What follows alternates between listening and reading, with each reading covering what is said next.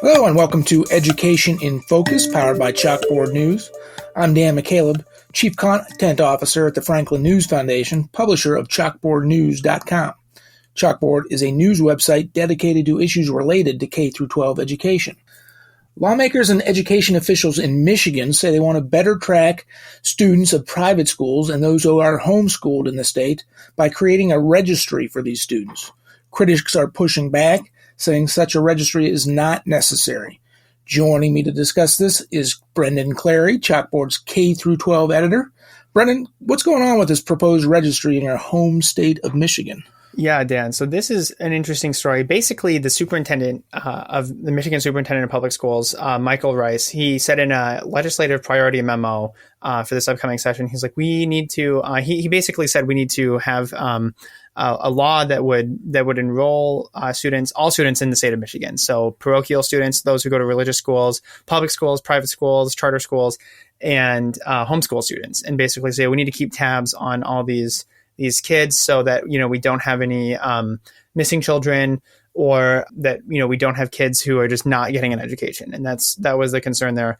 Specifically, there's a history in Michigan and across the nation that some children do not receive any education, which is unacceptable. So that's a quote from the memo there.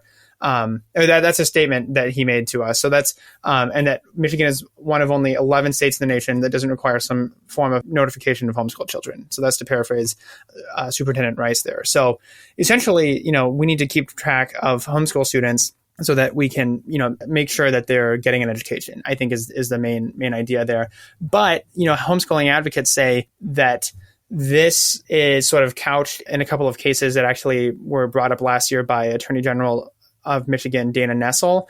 She charged a couple of homeschool families with abuse, and she tied in homeschooling to that, Dan. So basically she said, because these parents were homeschooling their children, they were allowed to sort of get away with abuse and not have that reported. And so there's some other lawmakers who jumped in on that train, Democratic lawmakers, who basically said, we need to have regulations in place to make sure that students are accounted for, even if they're homeschool students. But the problem is with that, as advocates of homeschooling in Michigan told me in an interview, they said basically registering homeschool students, requiring them to be registered, basically implies that parents are guilty until they're proven innocent. And they basically said that kind of flips American jurisprudence on its head. We've had 250 years almost of innocent until proven guilty, but requiring a list of parents where you would have like the state come in and check, or like have some kinds of a list of students who are homeschooled to try to prevent that abuse. They said that won't actually help prevent abuse cases, because the other thing too is that this sort of goes into Child Protective Services territory. So that's kind of the complicated background of this, Dan, is that you have that, the Attorney General of Michigan charging these homeschool families, and then sort of Democratic lawmakers and sort of the Department of Education sort of tying that to homeschooling too, and saying we need more oversight, we need more regulation there, and sort of saying, there's a lot of other states that do this, so it's time for us to do that too. So I think that, the intention there is let's protect students who are homeschooled. But, advocates of homeschooling say this is not actually going to help fix the issue, and that what you need to do is enforce the laws that are already on the books. For example, if you're a foster child, you're not actually allowed to be homeschooled. And so that was part of the issue at the case in the Brown and Flores case. Those were the parents that were charged by Attorney General Dana Nessel. Those are foster students. They were not actually allowed to be homeschooled under MDHHS guidance. So under the foster care system for Michigan, they were not allowed to be homeschooled anyway. So that's actually on the books already. I think that's just what advocates said, is that you need to enforce the existing mechanisms, right, to protect students. So that's sort of the impetus behind it, is let's try to protect students. But then, it's hard to say what that list could be used for, right, Dan? So, Brennan, we know that in the aftermath of the COVID-19 pandemic, during COVID-19, schools went fully remote across the country. Many school districts, at teachers' unions' behest, kept their schools closed for longer periods of time.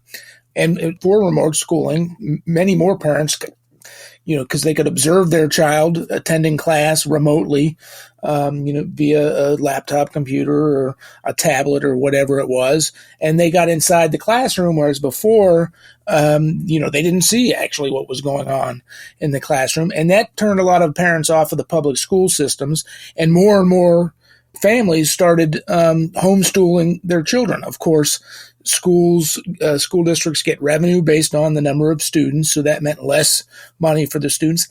Any of that have anything to do with this, you think? Yeah, so that's Israel Wayne, who's a vice president of the Michigan Christian Homeschool Network, or Mission. I think that's how they pronounce it. That's like their acronym. He said that is a big part of it, he thinks. So he said, back in 2020, Superintendent Rice wrote that public schools reported a loss of 53,000 students since the previous year, and that parents of over 17,000 students said that they would homeschool. So I think I think that you're right, Dan. They saw that, this is homeschool. You're at home anyway.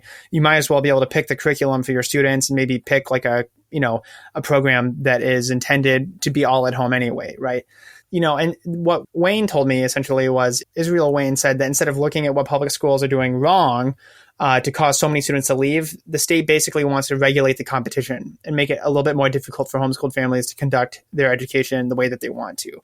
So, that is, I think, maybe some of the impetus behind it, right? Is if the students are leaving the public school system and they're each bringing in over almost $15,000 per pupil with state, local, and federal money as sort of a baseline, right? Some school districts, you get more per student, like in Flint, you get almost $30,000 per student. That's a huge chunk of change, right? And if those students are leaving and they're going to a homeschool program, that could be part of it. That could be some of the impetus behind trying to find where that is. And I think that the concern is for Israel Wayne and some of the other advocates of homeschooling is, what do you do when you have the list, right? And he pointed to an example in Ohio where they do keep a list there, and they basically were trying to pass legislation that would mandate certain curriculum, right? And so then it's like the state is imposing its will on students because it has that information, right? And so I think that for a lot of people who are against this, it's just another step of government intervention that they want to avoid. Brendan, thank you for joining us today. Listeners can keep up with this story and all stories related to K through 12 education at chalkboardnews.com.